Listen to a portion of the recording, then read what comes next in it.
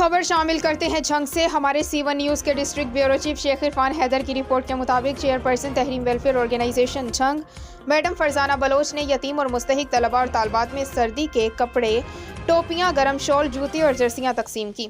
Chairperson Tehreem welfare organisation Jhang madam Farzana Baloch की जानिब से government model school Chak number 215 Jhang में सर्दी की शिद्दत में तलबा और तालबात को गर्म मलबूसात मुहैया करके इंसानियत से मोहब्बत की अजीम मिसाल कायम कर दी गई। मैडम फरजाना बलोच का मज़ीद कहना था कि मखलूक खुदा की खिदमत मेरा ईमान है।